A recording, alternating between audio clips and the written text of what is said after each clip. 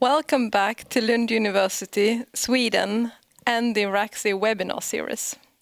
This is our last spring webinar in a series of talks where we invite influential actors from policy, industry, financial market, and academia.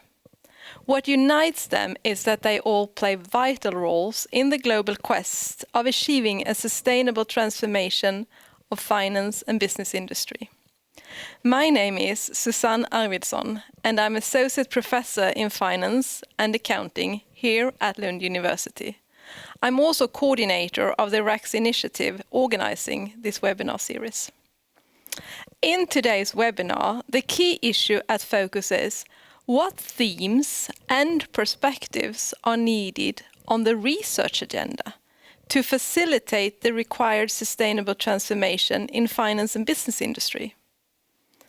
With us, we have 4 brilliant participants who will help us understand the challenges and what future directions they argue are needed if corporate disclosure and transparency will be fit to succeed with accelerating the transformation towards more sustainable industries and financial markets. I hand over to today's moderator, Mikael Salu, who will present our panel and guide us through the keynote, speeches, comment, and the following panel discussion. Thank you, Susanne. I am very glad, honored and humbled to be the moderator today. On a daily basis, I'm editor-in-chief at Aktuell Hållbarhet at DI-gruppen, which is Scandinavia's largest business news organization, and my publication has a focus on sustainability. What we see is that there are plenty of important activities, trends, and preparatory policy and regulatory initiatives at the moment. On a global level, the diversity of acronyms for all frameworks and guidelines for sustainable disclosure and reporting today are called the alphabetical soup. At the same time, investors are saying, please keep it simple, relevant, comparable, reliable, and standardized. In Europe, we're talking about the taxonomy fear, and disclosing companies are saying, do not ruin decades of previous work, and so on. There is no doubt that the finance sector is on the way to become a catalyst and driver for sustainability and transition finance.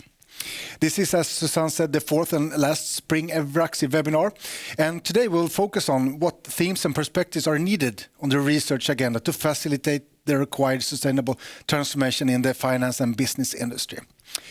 We have with us today 4 speakers. They are Gabriel Wikström, the Swedish Government's National Coordinator for the 2030 Agenda, Begoña, Professor of Accounting and Finance at the University of Valencia, and a member of EFRAG TEG and IFRS Council, and also an EEA representative.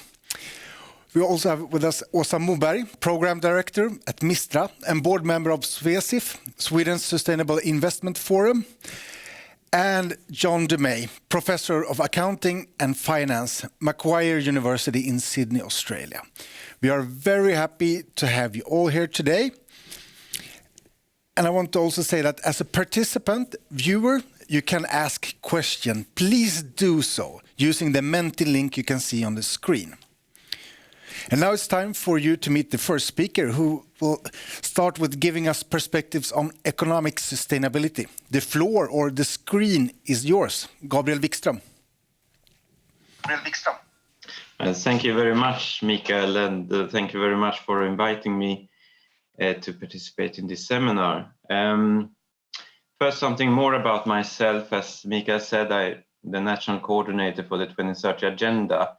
But my main background is in party politics, where I've been, among many other things, Minister for Public Health, Healthcare and Sport. And I have also worked a bit on public health, and I think that is a really good, well, having a public health background is not bad if you are supposed to speak about sustainability.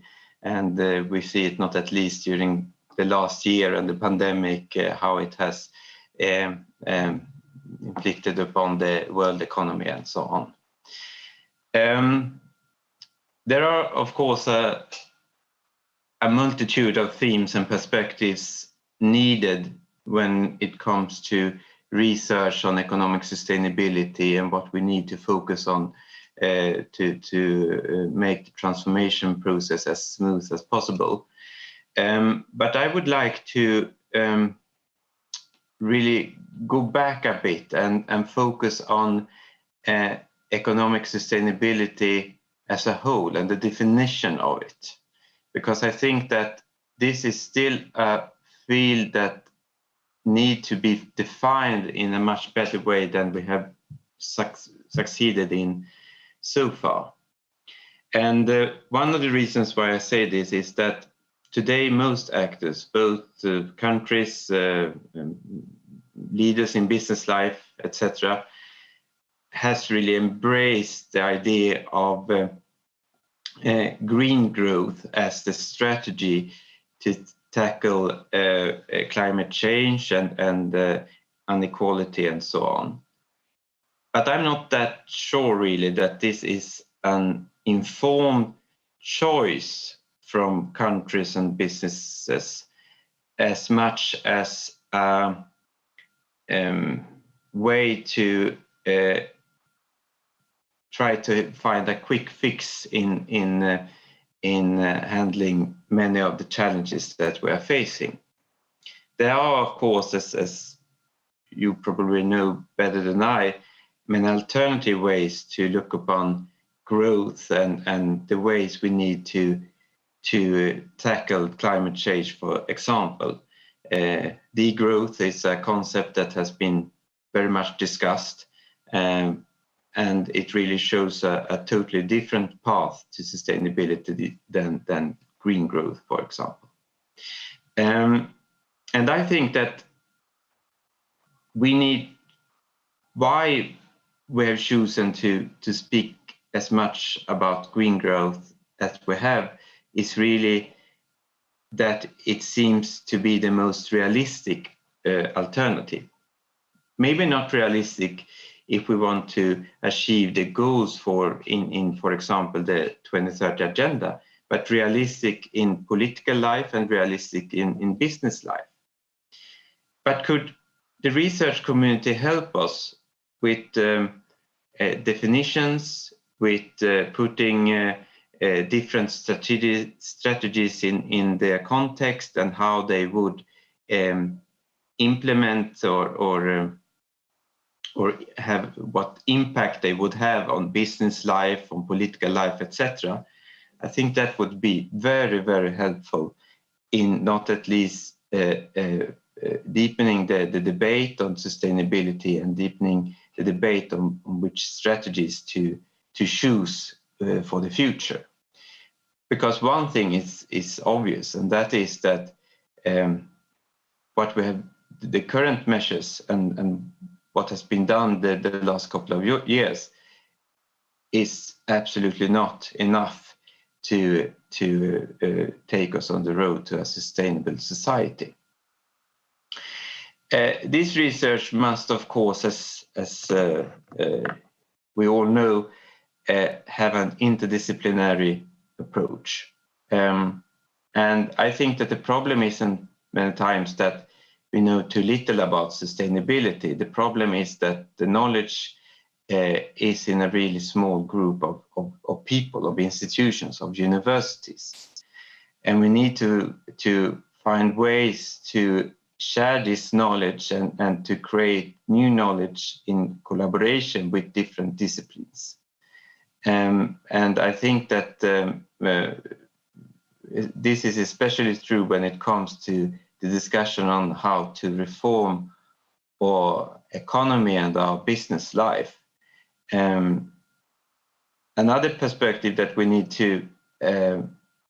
the research community's help with understanding is, of course, how we should look upon the economy itself.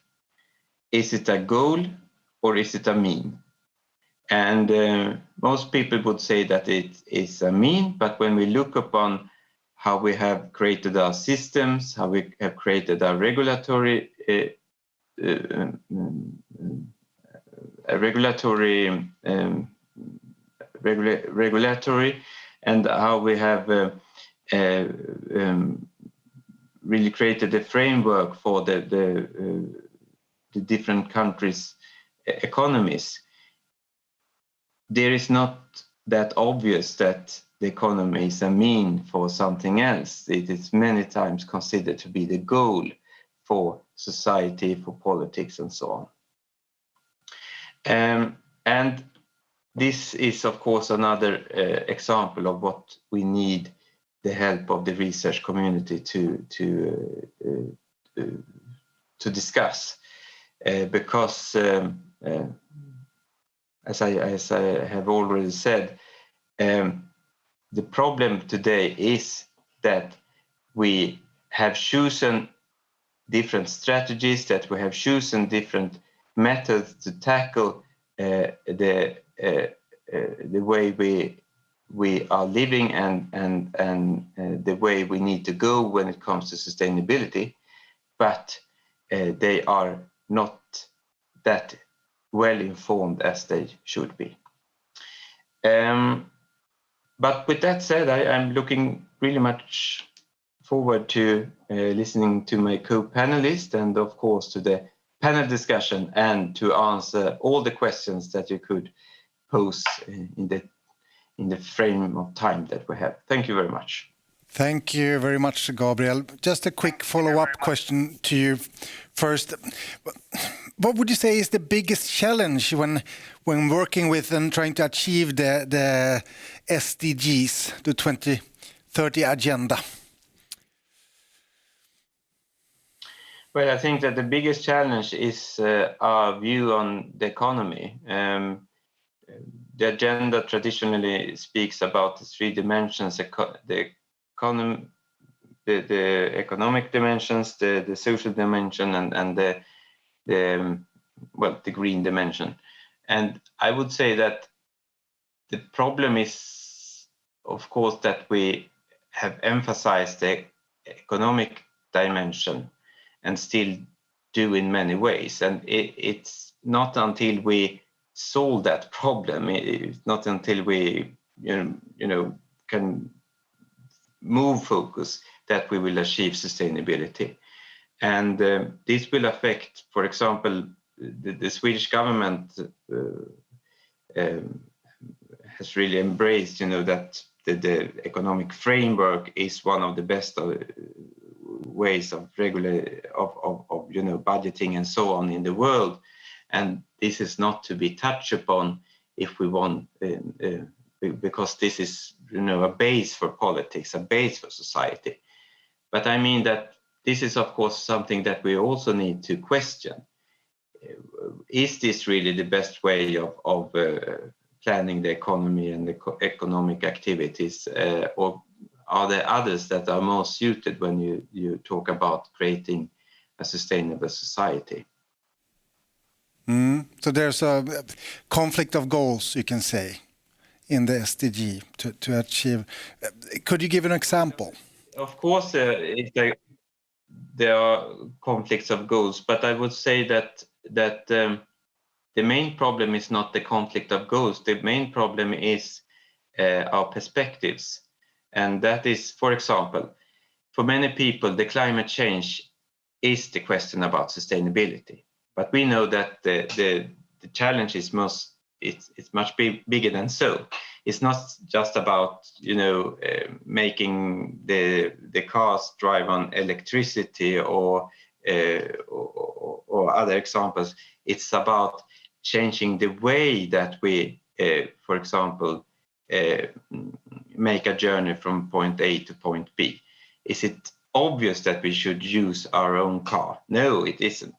Is it obvious that we should construct our societies or design our societies and cities the way that we do today? No, it's not. So, sustainability and the 2030 agenda is really about questioning our lifestyle and everything that we know about our lifestyle and our lives so far.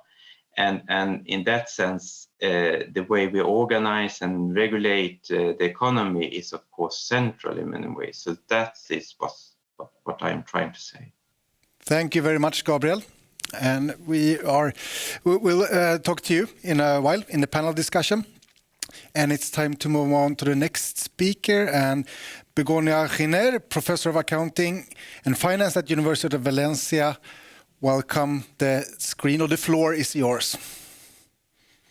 Thank you. Thank you very much. Thank you very much. Well, good morning. It is my great pleasure to be here today in this series of seminars on how to reach the Agenda 2030 and promote global sustainable development. In particular, the seminars are focused on how to make companies more sustainable and maintain an efficient capital market. Well, despite not all the 17 goals for the sustainable development are within our domain, in some way they are related to accounting or to the wider notion of reporting. In my brief chat today, I will start with a brief introduction, then I will mention the most recent activity in the regulatory domain into this topic. Then I will deal with the differences between the European Commission and the IFRS Foundation approach, and then I will mention some ideas for research. Well, it is thought that by making more visible the impacts of companies' activities on society, the environment, and the economy, a more respectful behavior will be achieved. The current thinking is that through disclosure, it will be possible to promote the three dimensions of sustainable development: economic, social, and environmental.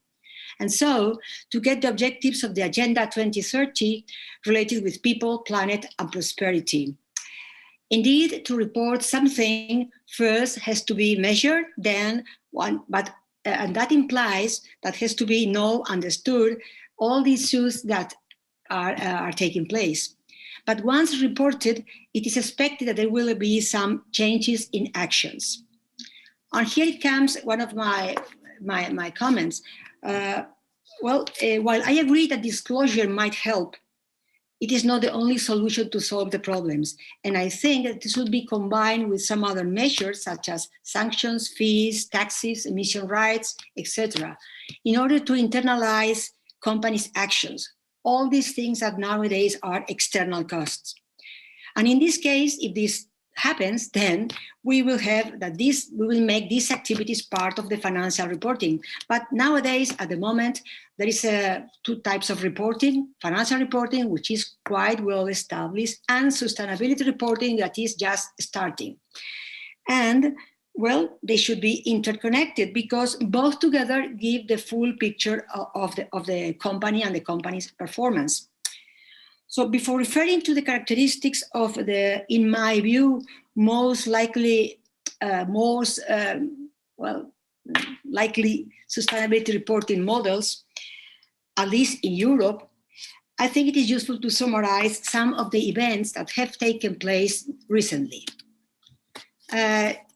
last year and this year. In the first semester of 2020, there was a consultation of the Non-Financial Reporting Directive, followed in September by the mandate of the European Commission to EFRAG to establish a group, a task force, to produce recommendations for the European Commission on future standards. I had the opportunity, or the immense opportunity, to work in that task force during several months, from September up to February, when we send the report to the Commission. During the last quarter of 2020, Mr. Gosses, the chairman of the EFRAG board, made 2 inquiries regarding the potential European standards and changes in EFRAG if it was tasked with developing such standards. The foundation, the IFRS Foundation, issued a document on sustainability reporting, and during this first quarter of 2020, the EFRAG task force issued a report, as I mentioned, and on April 21st, the European Commission published the proposal of Corporate Sustainability Reporting Directive. I would like to highlight a couple of ideas from the EFRAG Task Force report that have been introduced in the proposal of directive that differ from the view that the Foundation has on the topic. First, about the target audience. In the proposal of the directive, the information should not be only prepared for investors, but for any stakeholder. And this is not a surprise because the European Commission follows the mandate in Article 3 of the Maastricht Treaty, and investors shouldn't have preferential treatment. The proposal of the directive states that the sustainability reporting has to be useful for investors to make decisions, but also for other stakeholders in order to make a sort of control, in order that companies are accountable to those stakeholders about the company's activities on the people, the planet, and the environment. So here we have two interpretations of information reporting: information for making decisions, information for stewardship. The thing is that in the financial reporting domain, there is a discussion about the possibility of making them compatible. And in that sense, in some way, I share Gabriel's doubts about the possibility of achieving the two goals simultaneously. Another important thing is about the concept of materiality, that in the directive is about the double materiality, inside out and outside in perspective, while in the foundation is only it's the outside in perspective, financial materiality. It is true that through the rebound effect, some impacts of the company in the outside world could become impacts in the company in the long term, but this is something that we will see in the future how it goes, how it follows. Other two aspects that are important to highlight are the reporting boundary, which is attached to the control notion in the IFRS Foundation perspective, while for the European Commission, it's a wider concept which is linked to the value chain. This is not new. This is always also appeared in the non-financial reporting directive. So another difference is about the information scope, which in the Foundation directive is limited, at least in principle, to climate aspects, while for the European Commission, this is a much more ambitious perspective that takes into account environmental, social, and governmental information, including intangibles non-recognized in the balance sheet, because the argument is that they are key for the economic sustainability of entities. So will it be possible to make them compatible, these two approaches? Well, I think they have to be. And the idea could be, or will be perhaps, that the Foundation establishes a set of core standards that will be widened, enlarged by jurisdictions such the European Commission, in the European Union. Before concluding, I just want to bring your attention to some change in the way as the standard setting is working now, from aiming to capture the economic activity of companies without paying attention to the economic consequences.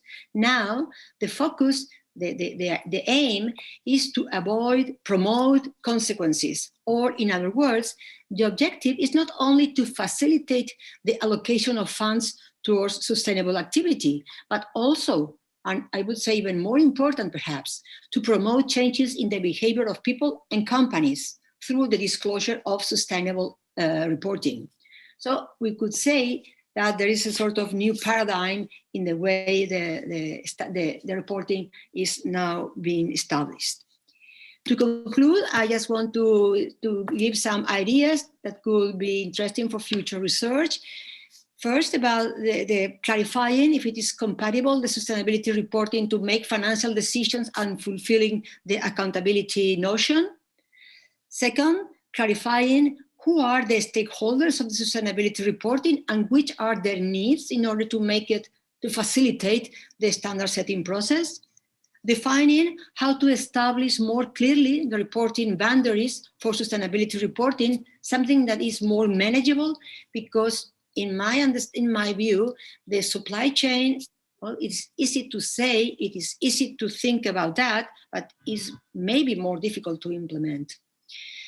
Developing connectivity systems between the financial reporting and sustainability reporting, and developing some KPIs that could be useful to report inside-out impacts referred to environment, social, and governmental issues. And the problem is that we need to work very fast because, well, the European Commission has the aim of having the standards ready in October next year, at least in the first phase. So either researchers work very hard or it's going to be very difficult to be useful for them at this moment, but maybe in the future. Thank you very much. That's all. Thank you, Begoña. And just a few follow-up questions for you as well. You're saying we are in a hurry and a new paradigm has emerged. And I'm quite curious to hear your view on how has the launch of the suggested new regulations, CSRD, for example, been received by the business society? What has the response been in your eyes? Well, I think it's just an opinion, okay? Absolutely. Within the EFRAG task force, when we were completing the job, the report, we have some outreach events all over Europe, about 10 or 12 different outreach events, obviously all of them virtual. And some of them, in most of them, the business community also attended as participant and also in roundtables. And in general, the view is quite positive. So I think they are, well, interested and eager to start doing this. But I am not entirely sure that they really know what is the amount of information they will have to prepare in order to fulfill the new standards that will be, well, ready in a year's time. So in principle, I would say they are, well, interested. They are willing to collaborate in this. They don't think this is a danger at all. On the contrary, they think there are opportunities here to change behavior and to do things better. So I'm quite positive. Okay. What do you think will be the most important consequence or effect with the proposed regulation when it will come in action in 2023? Well, frankly, I think that at least at the EU, given the content of the proposal of the directive, that, as I said before, is not entirely new because it follows the non-financial reporting directive. Well, the big thing is that European companies, and not only listed companies, but also large companies, and in the next future, small and medium-sized companies, they will have to provide many information about impacts on the environment, on the planet, on the people. And this not only referred to them, but also to the supply chain, including suppliers and customers. And frankly, getting that information and then having that audited or at least assured might be a bit more complicated than we think at the beginning, but I think it will be done. Thank you very much, Begoña. And you will also stay for the panel discussion. And it's time to move on with the next speaker. And we welcome Åsa Moberg, Program Director at Mistra, to the scene or to the screen. Welcome.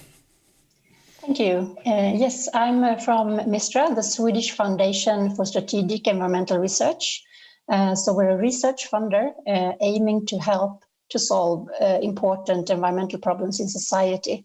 And we're also an asset owner, but this presentation is mainly from the research funding perspective. With the question here, what themes and perspectives are needed on the research agenda to facilitate the required sustainable transformation in finance and business industry? I would like to start with emphasizing that transformation means really a fundamental change. And as Begoña just said, also needs to happen in a few years, so we have short time. And I think it's important that the main focus in a transformation like this needs to be a finance and business industry that keeps us within the planetary boundaries. Relevant research could be both on transformations and for transformations. So both critical and providing insights in the area, and also more solutions-oriented, delivering strategic knowledge and recommendations. I believe there need to be a vision where not only incremental changes are manifested, but also that we can see possible normative images of the future. I think, like Gabriel talked about, like green growth, we might need to also have other possible visions of a future. And also that to achieve this transformative change, we also need a simultaneous paradigm shift in the economy and the financial sector. So I think that's quite in line with Gabriel's talk just now. A research agenda to facilitate this transformation in finance and business industry needs to have a systems perspective. And as said also, there will, of course, be goal conflicts, and we need to identify them and address them to handle them. And there will be synergies as well. And in the important themes, climate change, biodiversity, resource efficiency, they are very much linked in various ways, and this needs to be handled not separately but jointly. And the example of electric cars, I think it's a very good one, that we can't really just change the technology here. We need to do more, much more than that. Also, effects of changes or of not changing will have both direct and indirect effects. Here also systems perspective is necessary because, for example, if you invest in software, you might assume that has limited negative impacts looking at the direct effects of this product.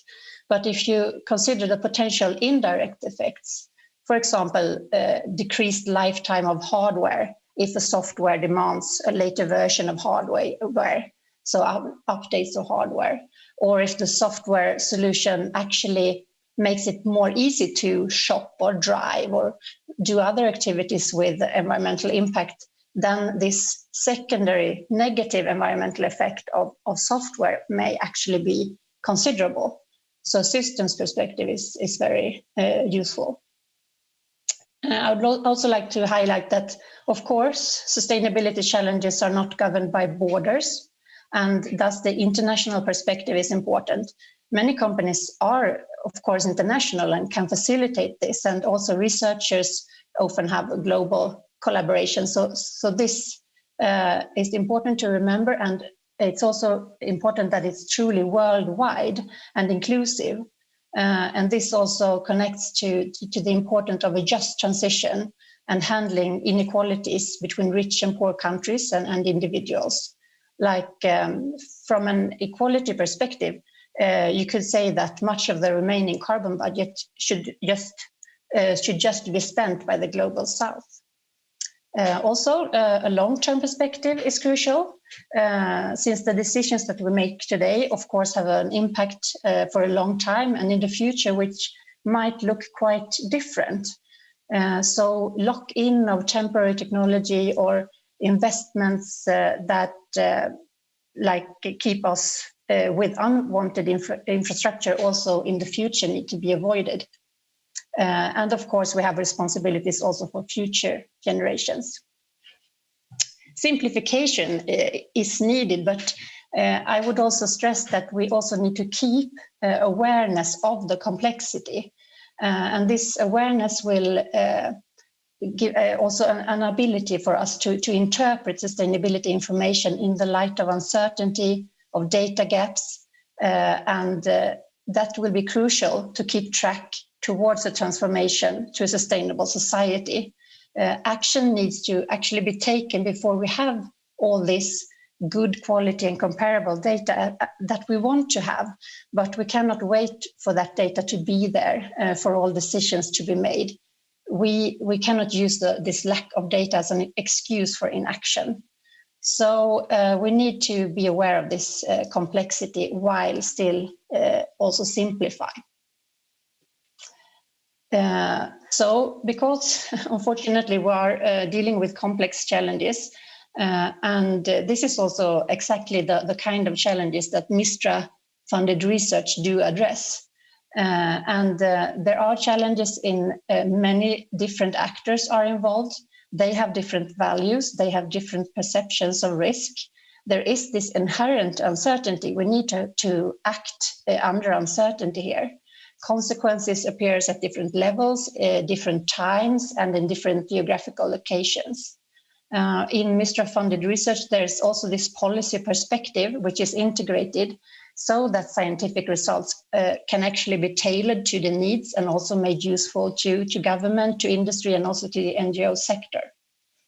As mentioned also by Gabriel, of course, these complex challenges needs to be handled by several disciplines that are collaborating, that are open to learn and take in perspectives from other disciplines, not just working in parallel. So interdisciplinary research. And the research questions should be formulated in collaboration with stakeholders, and stakeholders should be involved throughout the research in a transdisciplinary approach. There's also learnings to be made between different sectors. And in this also goal conflicts can be identified and acted upon, and synergies can be achieved.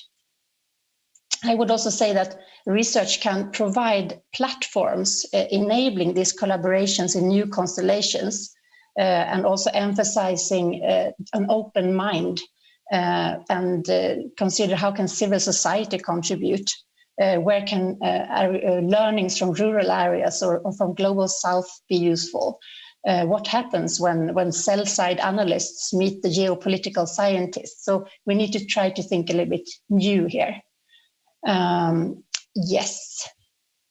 And yeah, I can finalize with just some references here if you're interested to read more, and emphasize that we need to keep in mind that the end goal is actually to keep within the planetary boundaries.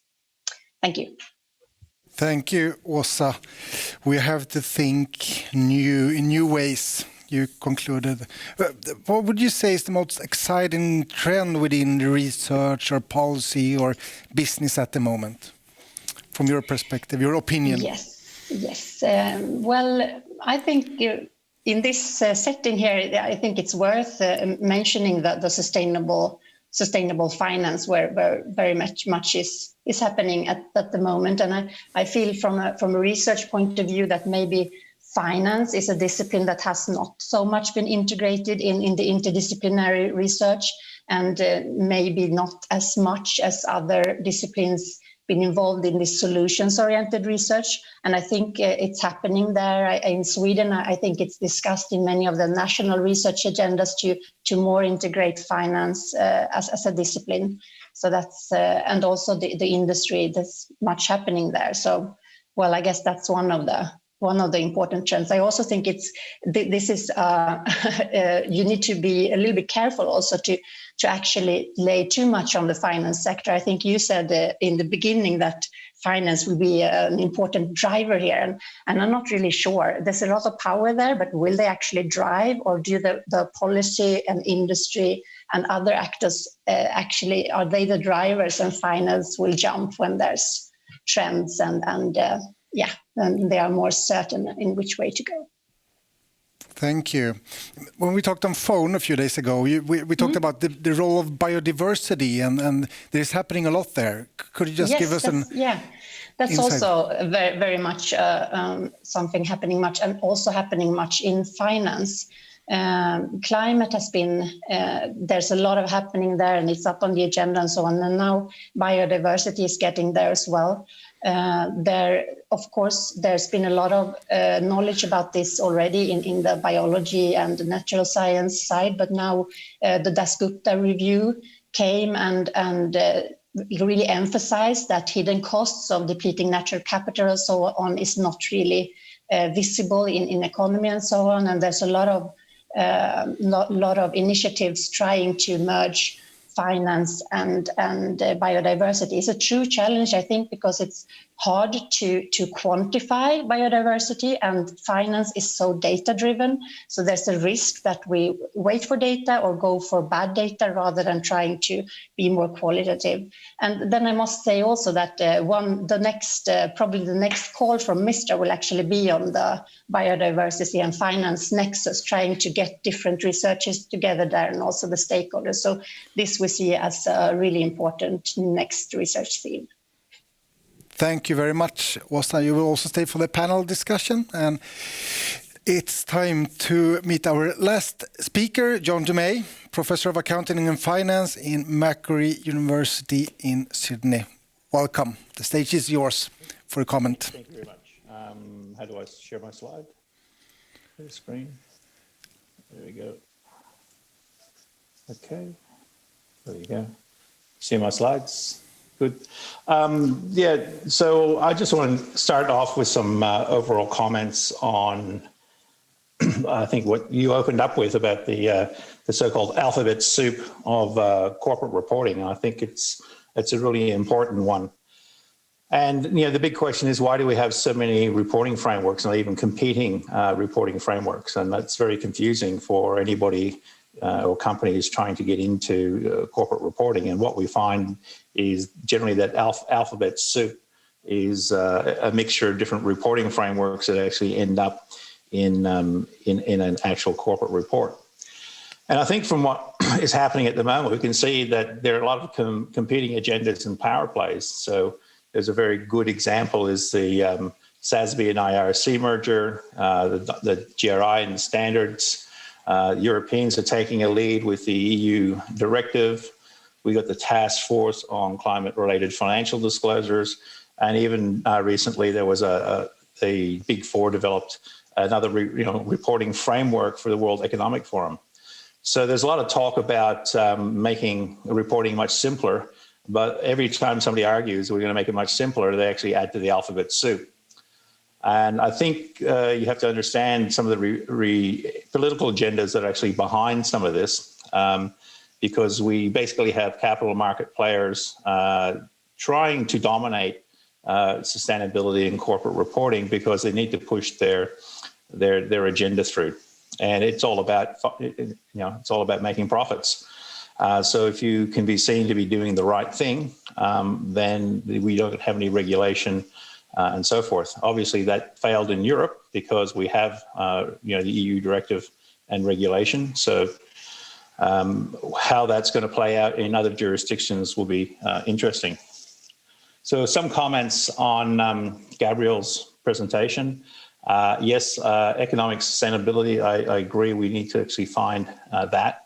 And yeah, green growth is a strategy. Yeah, fine, that's a good strategy, but there are no quick fixes. So one of the problems that we have when we're facing these problems is we have what we call wicked problems. And these wicked problems are no easy solution. There's no one answer. For example, how do you eliminate poverty? If we knew the answer, we'd actually get into it and we'd eliminate poverty, but we haven't been able to do that. So I think one of the things we need to do with our research and understanding is to go back to the commons, understand what those common resources are that all of humanity needs. We need to have security and safety and clean water and clean air, and nobody owns it. It belongs to everybody. And when we get over that, we should be able to work more closely together. And I do agree too, we have to share knowledge from different actors, and it is constrained by agendas. Some of the research I just have done recently is on the cacao production in the Ivory Coast. And about 80% of all the forests have been destroyed to plant more chocolate or cacao. And really what's happening now is that the chocolate companies and the distributors and the farmers are realizing that if they continue to destroy the forests, there won't be any more ability to plant new crops. So they're actually working together to work on reforestation, because the economic reality is that if they don't do it, they're just not going to survive. So the key question really is how do we actually change consumer behavior to demand these so-called green products? So green growth comes through people demanding green products. I'll talk a little bit more about that later. So Begoña's presentation from the EAA in reporting perspective, I have to admit, I'm not a great fan of corporate reporting. I always ask the question, can corporate reporting actually change the world? I do agree there should be other actions to complement our research that really shows that we aren't changing corporate behavior through corporate reporting. I think if we could really change corporate behavior through corporate reporting, we would have seen a lot more changes by now. So we keep really hanging on to the same kind of hope that reporting is going to change the world. And unfortunately, probably in 2 or 3 or 4 years, we'll be sitting around having the same discussion about whatever changes are going to be implemented as far as the EU directive is concerned. And I think we also kind of forget too that as far as information goes, sustainability reporting is very similar to IFRS.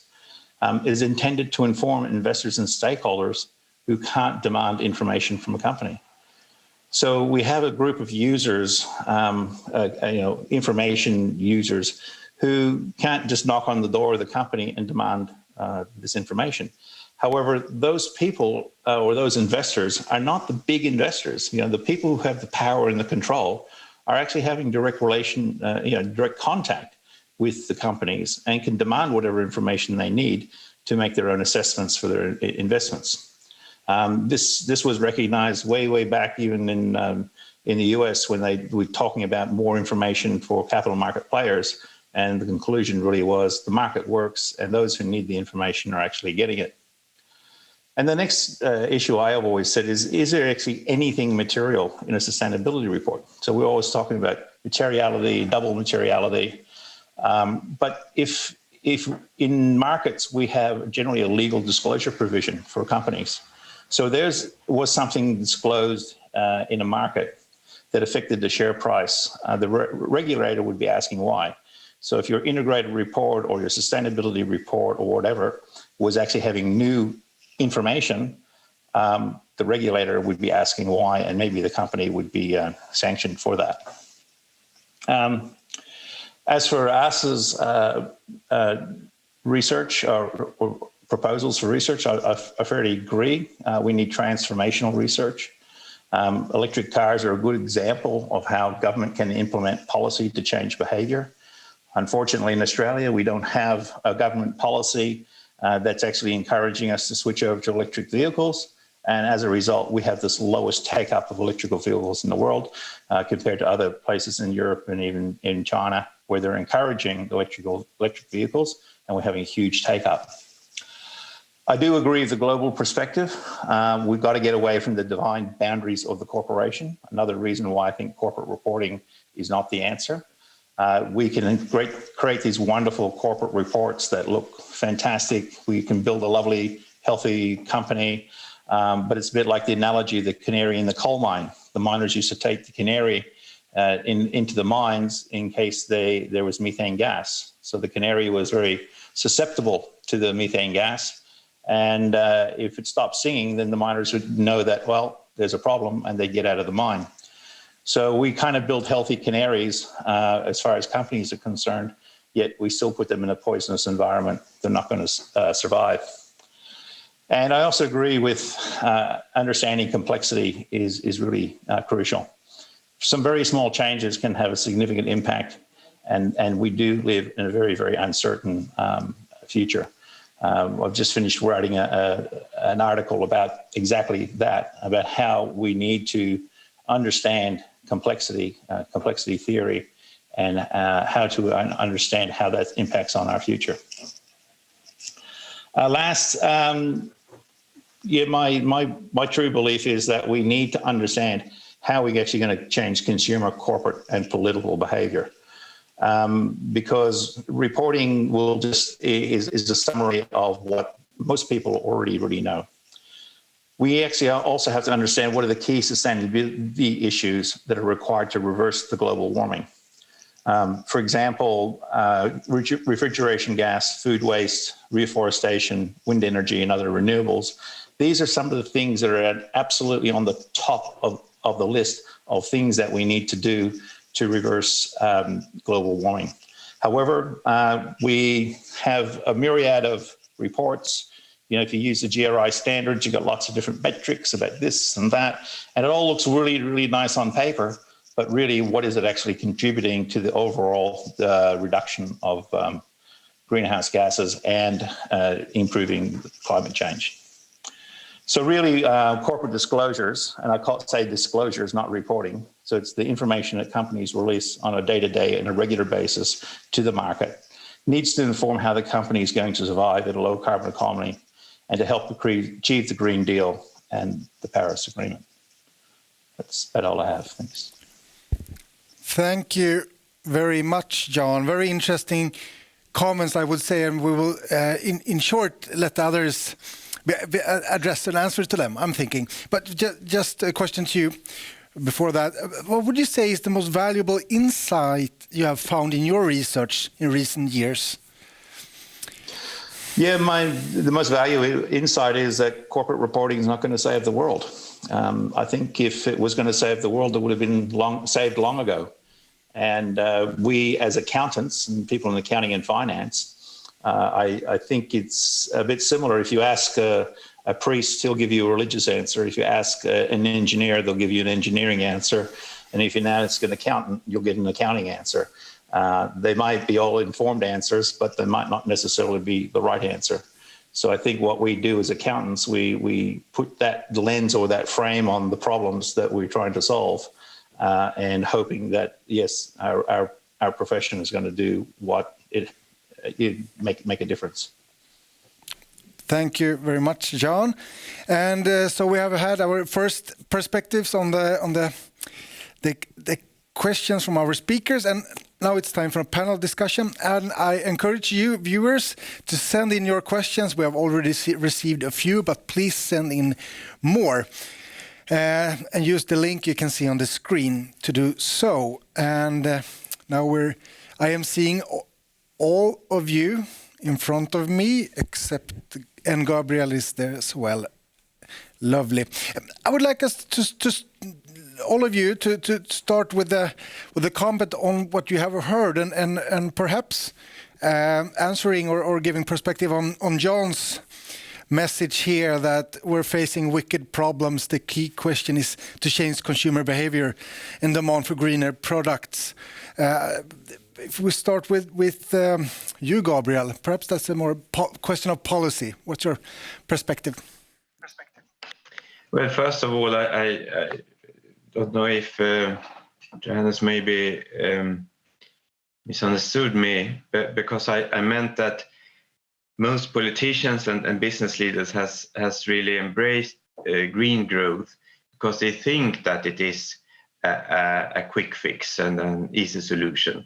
I don't think it is. I really do believe that we need to find alternative strategies, or at least develop green growth and define it in a much profound way. Then there are, of course, a lot of wicked problems. That is why this field is so hard to deal with, but also so interesting. And I think, well, change the behavior of consumers, yes, in a general perspective, but I think that many times lead you to conclude that it is the individuals that need to change, but what we really need to do is to change the society as a whole.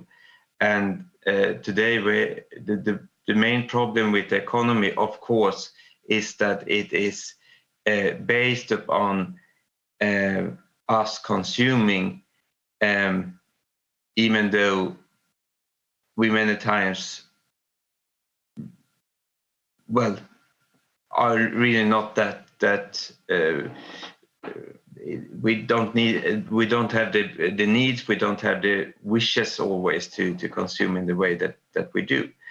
So this is really we, of course, as many have pointed out already, we need to have to talk about the system instead of just the individuals. Thank you, Gabriel, for that comment. And corporate reporting will not change the corporate behavior. It will not save the world. Begoña, what do you think of that statement from John? Disagree with him at all. I mean, I think I already mentioned that in my first or second slide. I think disclosure is the right step towards a road.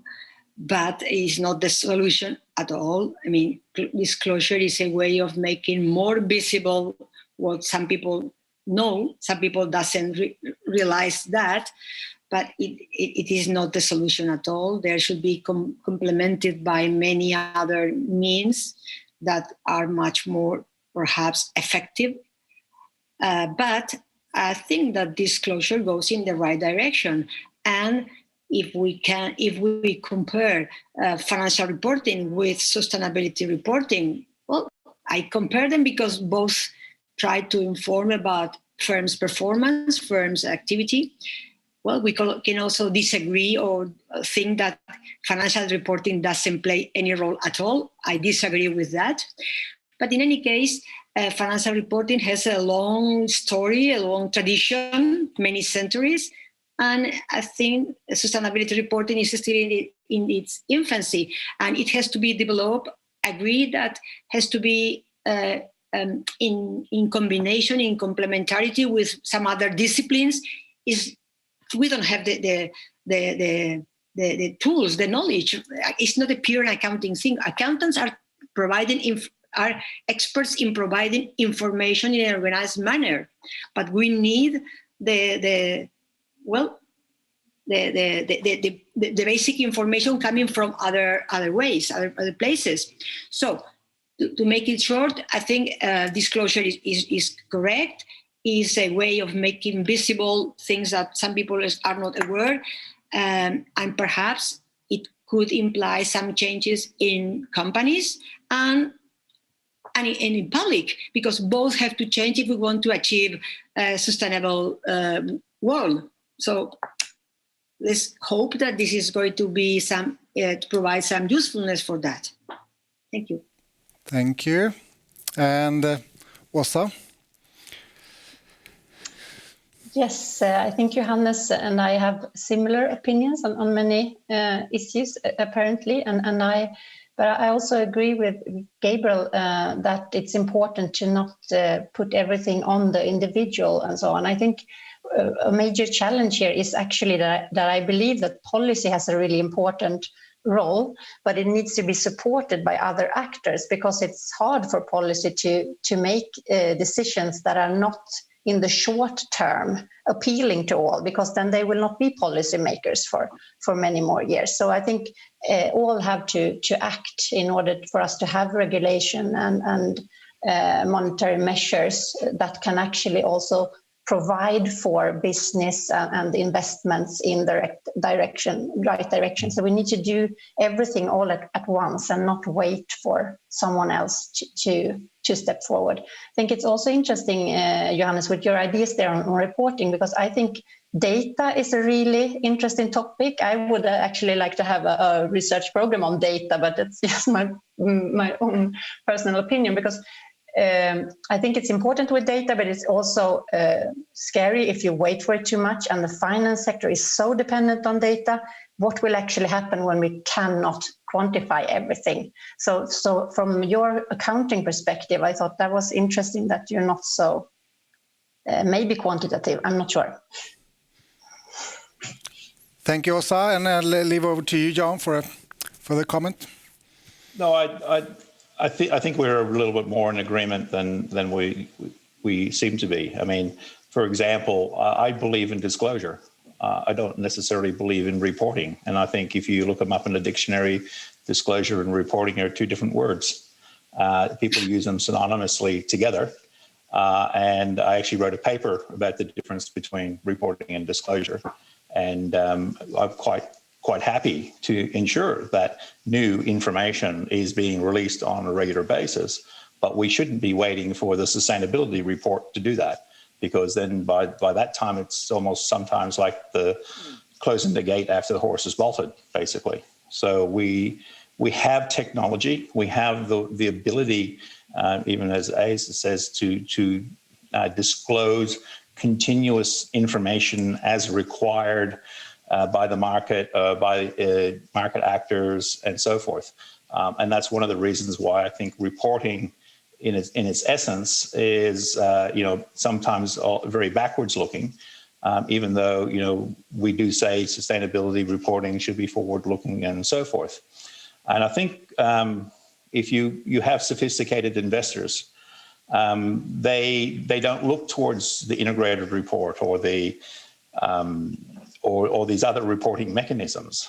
We always have a problem with the bias information that comes from companies. And this is, it's well known that most of what we see is the good news, and we try to make a good impression or impression management. We try to establish legitimacy with the reporting and so forth. And the research abounds with these criticisms of reporting. So I think what we have to do is actually look at how we use the current technologies and information systems that we have to have relevant, timely information that investors need on a regular basis. And that really then says that, the regulation should be more about that than the format of some report and whether or not we use certain metrics or whatever else to produce an annual report on sustainability. Thank you, John, for your response. Is there anyone who wants to give a quick reply before we take our first question from the viewers? Begoña, perhaps, this reporting versus disclosing information on how the company is going to survive in a low-carbon economy perspective John has contributed with. Well, I'm sorry, but you got me. This difference between disclosure and reporting is I don't really find that, but I will read your article and try to see exactly where it goes. But in a way, I am using that expression. I'm talking about producing information to be given to the third parties, no matter if they're investors or stakeholders. When I talk about reporting or disclosure, I'm referring to giving information, could be financial, could be sustainable, and all of them is considered under the umbrella of disclosure. But it has two meanings. I will look at them into detail. And I think that the idea of the European Commission, the European Union, or the European Commission that is quite advanced, quite ambitious and progressive into this area, is trying to make companies, give information not only to channel funding to the sustainable companies, but also to make changes in companies and individuals. So I think it's quite an ambitious idea that tries to achieve much more than we think about the pure financial reporting at the moment. Thank you. Thank you. You want to reply as well, Gabriel? Well, I'm really not an expert on the topic, but I would say first a comment to what Åsa said about data. I think that data is of course crucial, but we need to see that we lack a lot of data today. And if we want to create sustainability, we need to ask ourselves what kind of data do we need to drive the transformation process. And today we lack the data of, for example, if different actors have a long-term or practice a long-term perspective. How do we measure the amount of long-term perspective in decision-making, for example? That is a tough one, but it would be a great help to build sustainability. The same goes for collaboration between different actors. We have all talked about collaboration in different fields and between different fields. And but how do we measure collaboration? Enormously difficult to do, but it is as well something that would help us a lot. So data is crucial when it comes to reporting and disclosure and so on. I think that we could draw some inspiration and maybe rethink a couple of aspects, but from the banking sector. The banking sector has been heavily regulated and deregulated since the financial crisis of 2008 in order to build a more sustainable system, a more resilient system. What aspects, what different parts of this the regulation could we draw inspirations from when it comes to regulate the economy in general as a whole in order to create sustainability and so on. So that would be very interesting to look into. Thank you, Gabriel. And Åsa? Yes, I'll talk about data again then. And I think, because I totally agree with that data is important, but it's also important not to halt and wait for data, because we will never have all data and the data will never tell the truth. So I think it's very important to have the knowledge to interpret the data we have and also see what's lacking and make informed decisions with all of that, not just on the data, but also what's not there and all the uncertainty related to the data that we have. So here I think also transparency is a key issue. In finance today, there's a lot of like final numbers, which we're not aware of what's in the box from the service providers and so on. So yeah, the data is important, but not just to get the data, but to understand it. Thank you for that comment, Åsa. And we will go with the first question. There is a lot of research on radical change and transformation. Is it really lack of research that is the problem? Isn't the problem that policymakers, businesses, etc. are not following the advice? Question mark. The question is up for grab. Gabriel?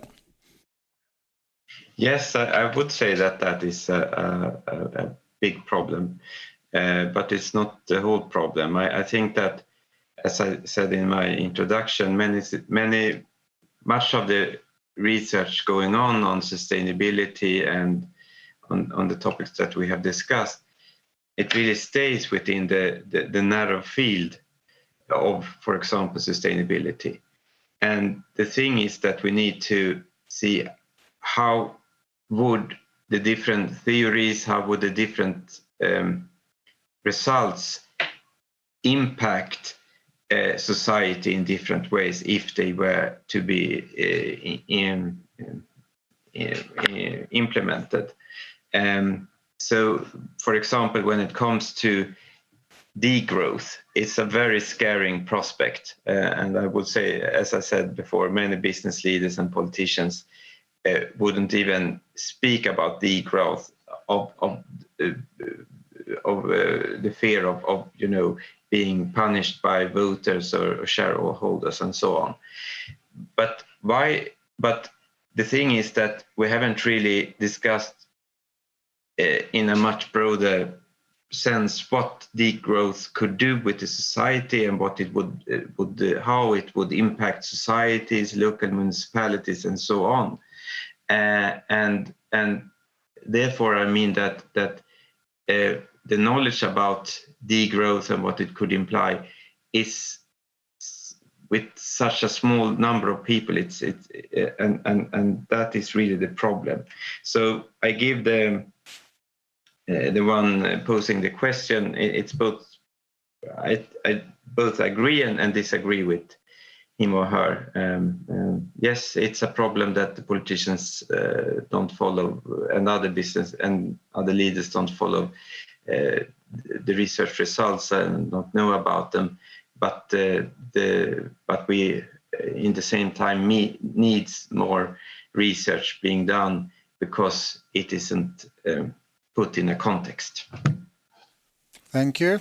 Åsa, wanted to comment that question? Yes, I agree. I think it's really interesting to look at different images of the futures and try to see new paths. And also, as I told, the Mistra funded research is also made in a transdisciplinary way. And for example, results from Mistra Urban Futures, which looked at cities and sustainable cities. They did a lot of co-production where business and also municipalities were truly involved in the process. And this is a way, I think, to actually make use of the research as the project actually goes along. And they point to that there's a need for a new type of infrastructure, an in-between position, a platform between practitioners and academics. And this needs to be a very permissive environment where you can also be open-minded, curious on other perspectives. It needs to be flexible, adaptable, and experimental and innovative. And this needs also to take some time. But this is hard to get funding for this, and it's hard for municipalities to actually put resources in this type of actions, where different sources of knowledge also can be integrated and implemented. So it's not a one-way direction, but different types of knowledge jointly handled. So that's a way, but it's also time demanding. Thank you. A very concrete solution and a pathway forward there from you, Åsa. Thank you. John, you wanted to give a comment on the question?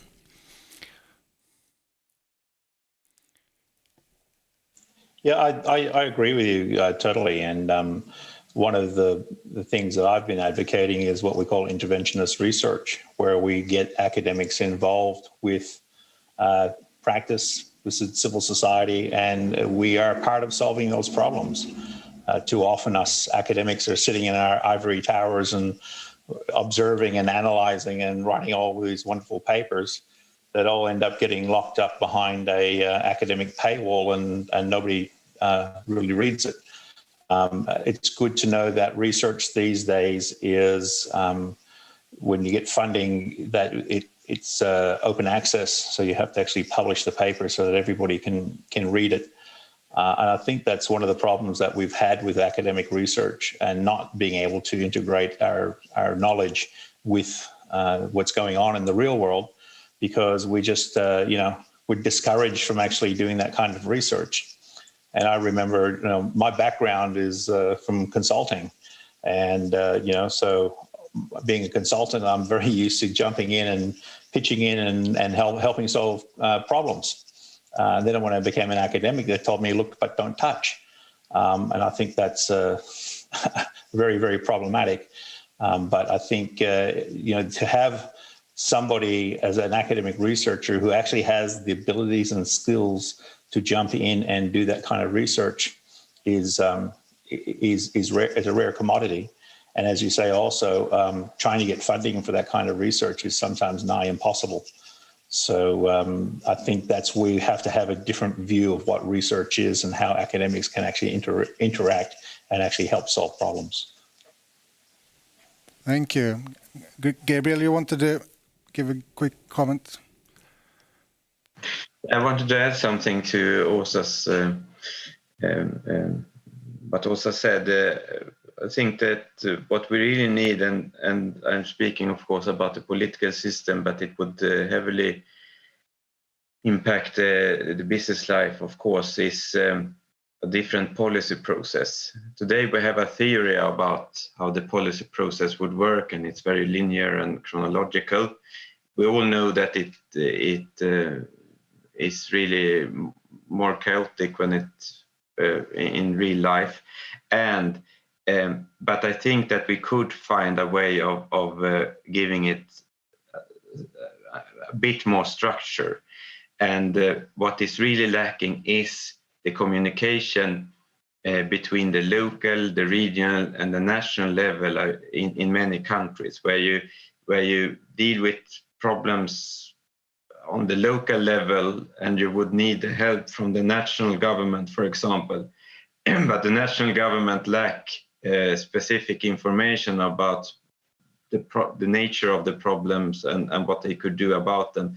So it doesn't work, the system doesn't work, and we need really to find a policy process where more actors could be, figuratively speaking, in the same room discussing the same problems from different angles. angles. So and in this sense, the problem about sustainability is really a political science problem. Yes. A quick comment on that, Åsa, if you want to. No, sounds good, interesting. Yeah. Yeah, Begoña, get the final remark on this question. Final remark, but just a comment. Well, I really think that mainstream research has not been paying attention to these things in the past because, well, it has been mainly exposed analysis based on market data and things like that in big databases. While now I think that there is a tendency, a necessary need to go towards that other type of research, which is much more qualitative, based on case studies, experiments, things like that, that might help to understand all these other aspects that are quite relevant nowadays in order to understand stakeholders' needs and how the things are working, how businesses and others, the social society is using this information. So that's all my comment, that we need to make a change at least maintain at the same level both type of research. That's all. Thank you. Thank you. Okay, and now we have another viewer's question here that is sort of on the topic. I'll try to frame it a little bit. What effects do you see if we as a society embrace the imposed view and concept or view on that we're entering a new geological epoch that is called the Anthropocene, that the humans, the society is driving the change on planet Earth. What dangers do you see? Would there be any effects on research needs and political designs? Is there any comment in relation to reporting?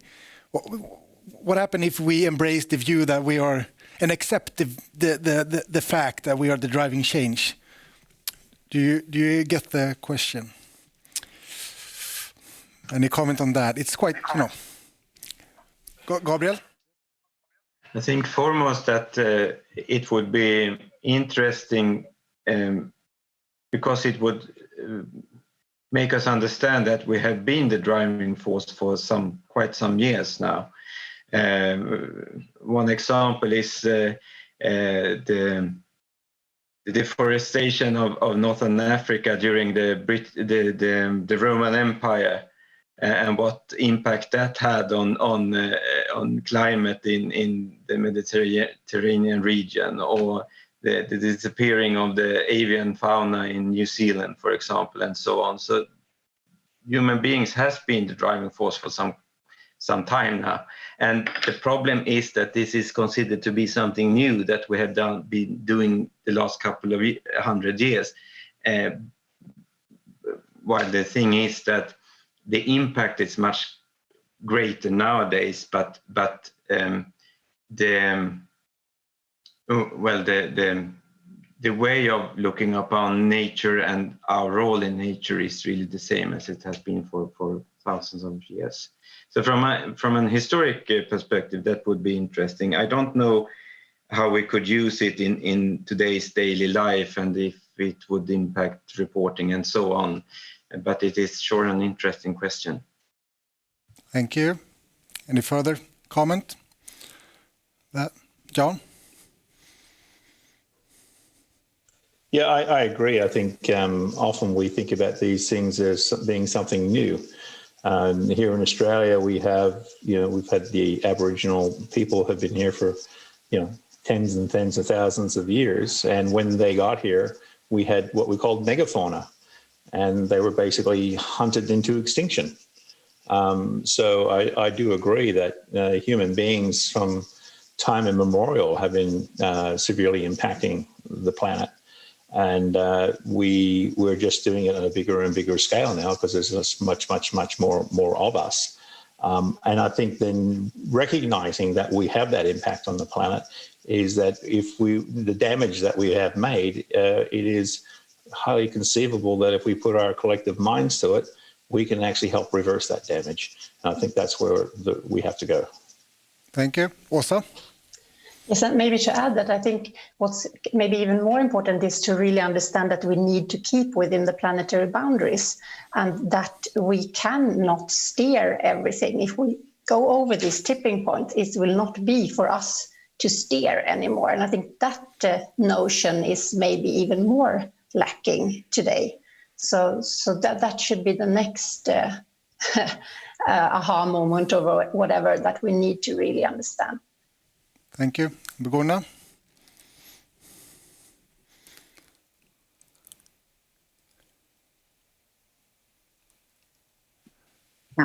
Well, I agree that this is not something new. We are not the first humans that are making changes in the world, in the way the world has been changing.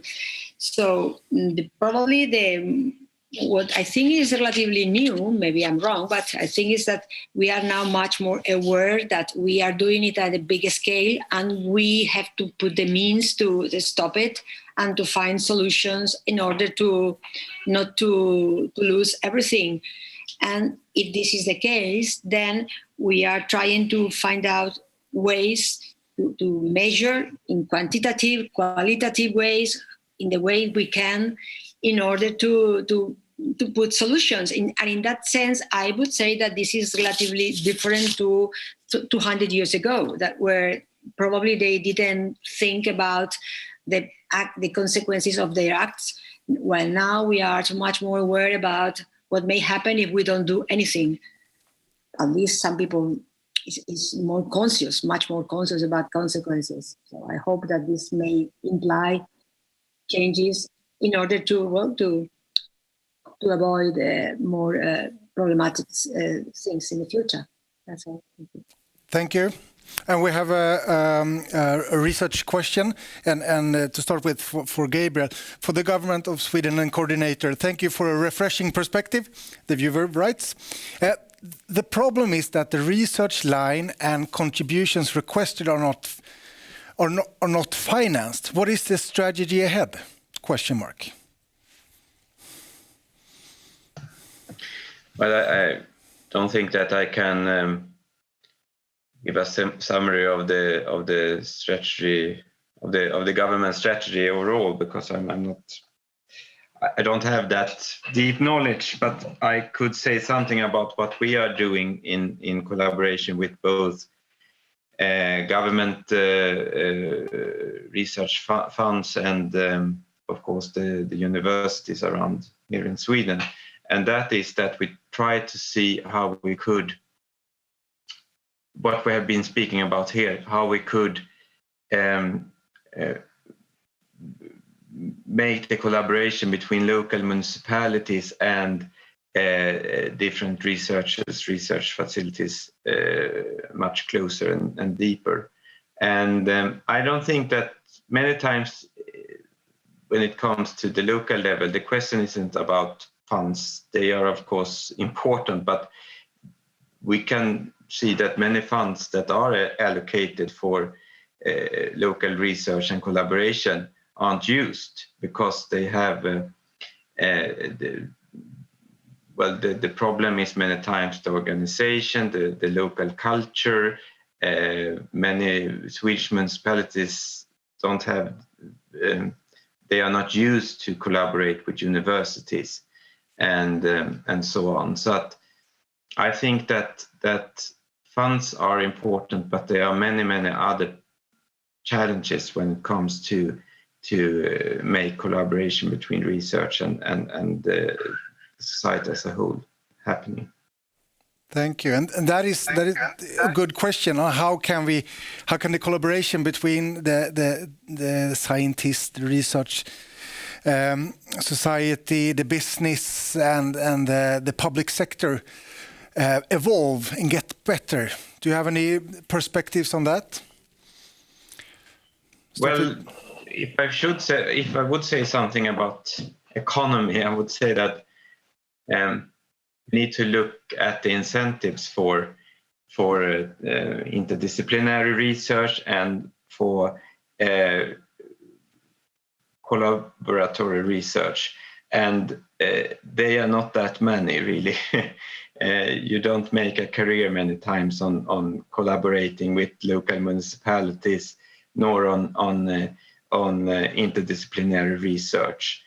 So we really need to change the incentive structures within the academy for this to happen. But the signal should, of course, come from government, business life, and many other actors. Thank you. Like a quick answer from the others on this topic. Start with John. Look, I think interdisciplinary research is really alive and well. It just depends on which university you might be working for at the time. So, if you work in the US, for example, they're not very. The interdisciplinary research is not very popular, and depends on some of the bigger, some of the schools in Europe. They're very much financial markets focused in their research. However, I think there is a good critical and interdisciplinary tradition. There are several good journals out there that publish that kind of research and are always looking for it. So, I consider myself an interdisciplinary researcher. I have no problem getting published in good journals. And on top of that, they're always looking for really, out there different and interesting topics. So interdisciplinary research, as far as I'm concerned, is pretty much alive and well. And I think it's just a matter of having the wherewithal as a researcher to go out and do it. Some people say to me, you're very lucky, John, because you're allowed to do that because you have a reputation.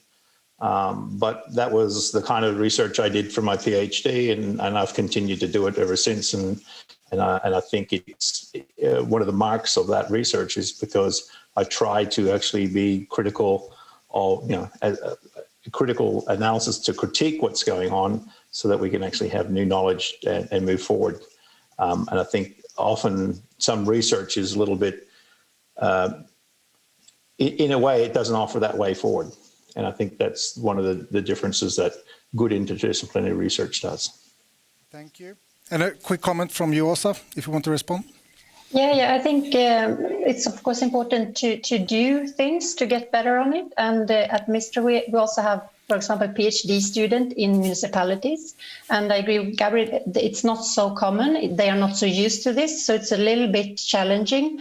And then as a funder, I think we need also to have the patience and let this maybe take a little bit more time and see the benefits of doing this, because in some years, then it will be more common. Also to invite civil society to be part of the research, so we can also make use of that collaboration. So from our side, I guess we need to be open to new things and try to push it and do it.